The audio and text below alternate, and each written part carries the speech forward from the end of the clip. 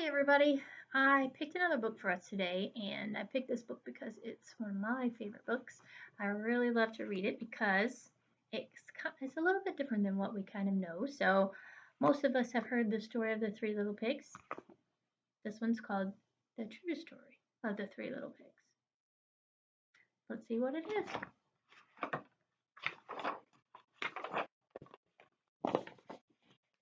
Everybody knows the story of the Three Little Pigs, or at least they think they do.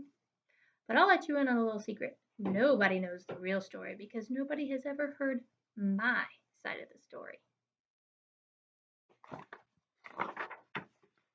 I'm the wolf, Alexander T. Wolf. You can call me Al. I don't know how this whole big bad wolf thing got started, but it's all wrong. Maybe it's because of our diet. Hey, it's not my fault wolves eat cute little animals like bunnies and sheep and pigs. That's just the way we are. If cheeseburgers were cute, folks would probably think you were big and bad too. But like I was saying, oh, the whole big bad wolf thing is all wrong. The real story is about a sneeze and a cup of sugar. This is the real story.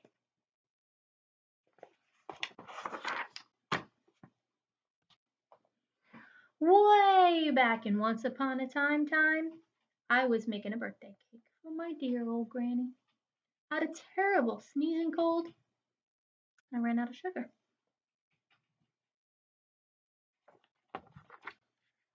So I walked down the street to ask my neighbor for a cup of sugar. Now this neighbor was a pig, and he wasn't too bright either. He had built his whole house out of straw. Can you believe it? I mean, who in his right mind would build a house out of straw?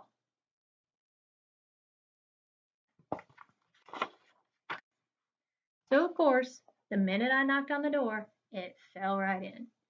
I didn't want to just walk into someone else's house, so I called, little pig, are you in? No one answered.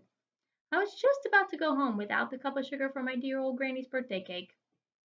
That's when my nose started to twitch. I felt the sneeze coming on. Well, I huffed and I snuffed and I sneezed a great sneeze.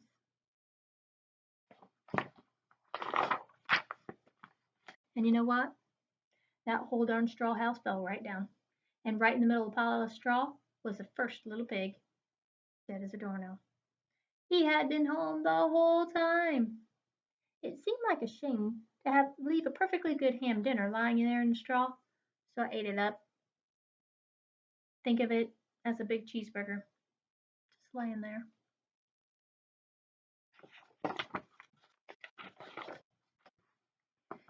It's feeling a little better, but I still don't have my cup of sugar, so I went to the next neighbor's house. This neighbor was the first little pig's brother. He was a little smarter, but not much. He had built his house out of sticks. I rang the bell in the stick house. Nobody answered. I called, Mr. Pig, are you in? He yelled back, Go away, Wolf. You can't come in. I'm shaving the hairs on my chinny chin chin.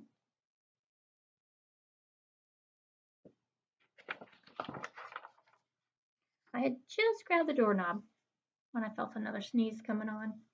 I huffed and I snuffed and I tried to cover my mouth, but I sneezed a great sneeze.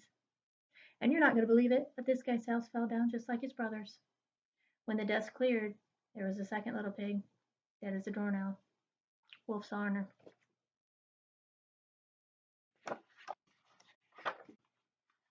Now you know food will spoil if you just leave it there, laying in the open. So I did the only thing there was to do. Dinner again. Think of it as a second helping. I was getting awfully full, but as my cold was feeling a little better, but I still didn't have that cup of sugar for my dear old granny's birthday cake. So I went to the next house. This guy was the first and second little pig's brother. He must have been the brains of the family. He built his house out of bricks. I knocked on the brick house. No answer. I called, Mr.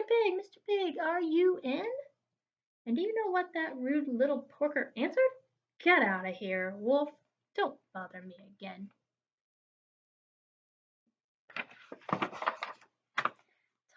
impolite. He probably had a whole sack full of sugar. And he wouldn't even give me one little cup for my dear sweet old granny's birthday cake. What a pig. I was just about to go home and maybe make a nice birthday card instead of a cake when I felt my cold coming back on. I huffed and I snuffed and I sneezed once again. Then the third little pig yelled, "And your old granny can sit on a pin."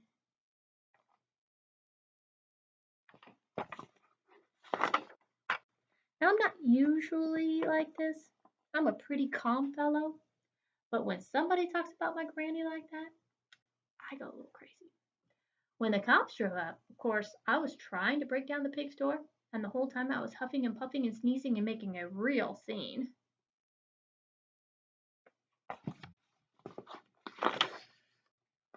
The rest, they say, is history. There's a newspaper with him in it. The newspapers reporters found out about the two pigs that I had for dinner. They figured a sick guy going to borrow a cup of sugar didn't sound very exciting, so they jazzed up the story with all that huff and puff and blow your house down, and they made me the big bad wolf. That's it, the real story. I was framed. But maybe you could loan me a cup of sugar? Hope you like that one. A little different from the normal Three Little Pigs. So, which version do you believe? Do you believe he truly went there to huff and puff and blow the house down, or do you think he just had a bad cold and it happened? You have to let me know what you think.